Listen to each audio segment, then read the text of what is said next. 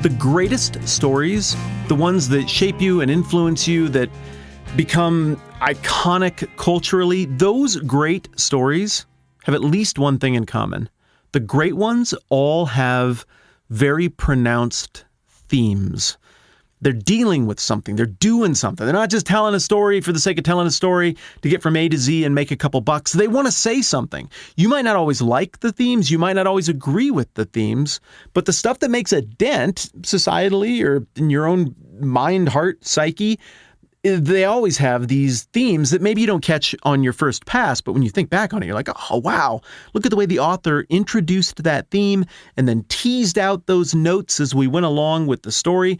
So much so that if I name some of the great movie franchises of the last several decades, you are all going to come to the same conclusions or conjure the same thematic images in your mind. In fact, let's just do it. Here we go. Ready? I say a movie or movie franchise. You say the themes that are most pronounced. Rocky. What'd you come up with? Heart of a Champion, right? Learn how to take a hit and get back up. Star Wars. Hope. Spark of rebellion. Standing up for what is right, even if it costs you. Harry Potter, friendship, loyalty, right? The Matrix, reality, truth, seeing things for what they actually are. And then here's the granddaddy of them all, The Lord of the Rings. The allure and corrupting nature of power. The glory of men lost long ago, but possibly restored. Humility, purity, beauty, simplicity. And all of those themes are introduced in the relatively early going and then drawn back into the conversation as the parameters of the plot evolves and the characters evolve. Well, now we come back and we explore that theme again, and you see it from a little different angle. And those great themes challenge and change you. People don't go out and get pop sockets with branding from Keanu Reeves' Speed. People don't name their pets after characters from Will Smith and Kevin Kline's Wild Wild West. People don't get tattoos of something inspired by sudden death with Jean-Claude Van Damme. People do all that stuff. People name their kids after characters from Lord of the Rings. Why? Because those themes connect with people and they're artfully interspersed, not always with this heavy hand right through the front door loudly, but they're built into the story in a way that brings you along with it and causes you to grow as the story unfolds.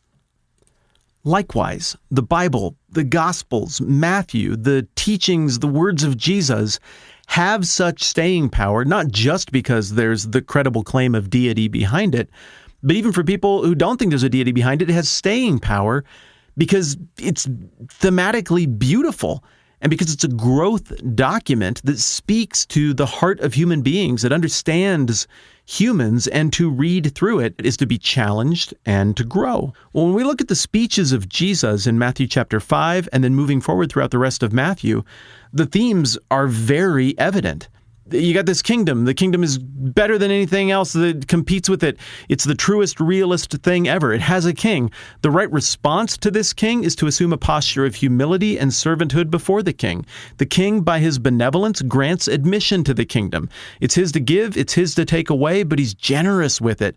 What he wants is people who see the values of the kingdom and want to orient their hearts, not just their actions, to what that kingdom is about. And you and I spent a ton of time on those themes as we took, months to work through the Sermon on the Mount in Matthew 5 through 7, Jesus' first big public speech described in the book of Matthew. But now we're into Matthew chapter 10, and we're looking at this thing called the missional discourse. And if Matthew were a crappy writer and the Bible were a crappy book, then we would expect this next speech in Matthew chapter 10 to be a completely different thing. Jesus is worried about other issues now. Yeah, kingdom stuff, that was the other day, but now I've been thinking about these other things, or something new came on the news. And now I want to talk about the new thing that's in the new news cycle. But no. The kingdom is the message. And so, unsurprisingly, all of those themes about suffering as a part of this kingdom, about the values of the kingdom, about the upside down nature of the kingdom, about giving away the things that you've been given, about not worrying, about trusting the king for his provision, even about the idea that the king is responsible for judgment, and that can be a very terrifying thing. All of those themes are on display once again in this commissioning speech of Matthew chapter 10. And what I want to accomplish with the rest of the time that we're spending together today is to look at those themes that were introduced in the Sermon on the Mount and now are manifesting again. I alluded to one of them yesterday, but let's just break it down. The first theme that gets introduced heavily in the Sermon on the Mount and then comes up again in the missional discourse of Matthew chapter 10 is simply the broad theme of the kingdom in general. The message has not changed. The kingdom is here. In Matthew 10:7, Jesus sends out his disciples and he says, as you go, preach this message. The kingdom of heaven is near. Heal the sick, raise the dead, cleanse those who have leprosy, drive out demons. Tell them the kingdom is here, and then show them stuff that the prophets of old said would happen when the kingdom arrived. So again, what we have here is not a departure from some stuff that Jesus put time into, and then now he's on to some other message. No. The theme is being struck again, and this would be very familiar to the ears of his disciples and Matthew's original audience. The second repeating theme is in the very next sentence of verse 8. Freely you have received, freely give. You remember all of that stuff in the Sermon on the Mount about if you've received forgiveness, give it away? That's actually the thing that gets Jesus into his explanation of the very famous Lord's Prayer. It's all about this idea that if you've been given a kingdom values thing by God, the only thing that makes sense, if it's actually affected you and if God actually has your heart, is that you would want to give that good and redeeming stuff away to other people. A third theme that is reprised here in Matthew chapter 10 from the Sermon on the Mount is that of persecution. And it is all over the place in the middle of this speech. I mean, you've seen it. We've been talking about it. Starting in verse 17, it gets into all this stuff about you're going to be in front of powerful people. They're going to arrest you. You're going to get flogged. Don't worry, I'll be with you, speaking through you. All men will hate you because of me, but he who stands firm to the end will be saved. When you're persecuted in one place, flee to another. I tell you the truth. All of this language right here is drawing on the very beginning of the Sermon on the Mount, where the values of the kingdom, the Beatitudes, include the idea that you will likely suffer for being a part of this truer, realer kingdom with this different set of values. Another repeated theme brought up in the Sermon on the Mount, repeated in the missional discourse, is that of treasures in heaven. It's not explicit. We don't have that smoking gun verse here, but the idea that it's worth it to endure all of this persecution, that it's worth it to be a part of this kingdom. And then you got two things you can pick: treasures on earth where moth and rust destroy, thieves break in and steal, or treasures in heaven that last forever and are secure. A fifth theme that comes up in the Sermon on the Mount and then is invoked again in the missional discourse of Matthew 10 is this idea about not worrying because God is king, the kingdom is real, his provision will be perfect, and you don't have to worry about the difficult stuff that you're going to run into, even though it will be difficult. There's even an invocation of the same language. Look at the birds of the air, Matthew chapter 7 from the Sermon on the Mount. They don't sow or reap or store away in barns, and yet your heavenly Father feeds them. Are you not much more valuable than they? Who of you by worrying can add a single day to his life? Fast forward to Matthew 10, the missional discourse. Do not be afraid of those who kill the body, but cannot kill the soul. Rather be afraid of the one who can destroy both soul and body in hell. We'll cover that later. Are not 2 sparrows sold for a penny? Yet not one of them will fall to the ground apart from the will of the Father. And even the very hairs on your head are all numbered. So don't be afraid. You are worth more than many sparrows. It's not an accident that Jesus is hitting these themes again, any more than it's not an accident that Jen Erso keeps going on and on about hope in Rogue One, drawing on the name of the first Star Wars movie, A New Hope. It's all very, very on purpose. A sixth theme. Are we on 7? We might be on 7 now. I think I'm counting it wrong.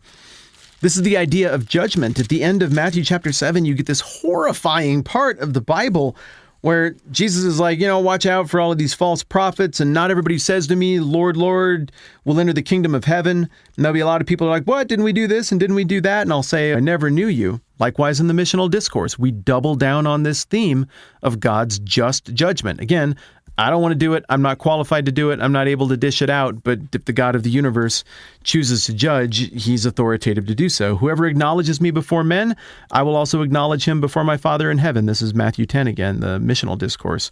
But whoever disowns me before men, I will disown him before my Father in heaven. Now, in fairness, I understand that some of you might listen to this and be like, I kind of see some of those themes. I think you might be stretching it a little bit. But this is one of those places where I'm just going to come back at you and say, no, I really don't think I am. I think it's there. I think it's intentional. Just as much as I think you and I both know it's intentional, when every time the theme of power comes up in The Lord of the Rings, you get the bum, bum, bum, bum, bum, bum theme. Or every time the lost glory of men comes up, you get the ba ba ba ba ba ba ba ba theme. Or just like every time beauty and simplicity comes up, you get that Shire theme. Ba da da da da da da da. Da da da da da da da da.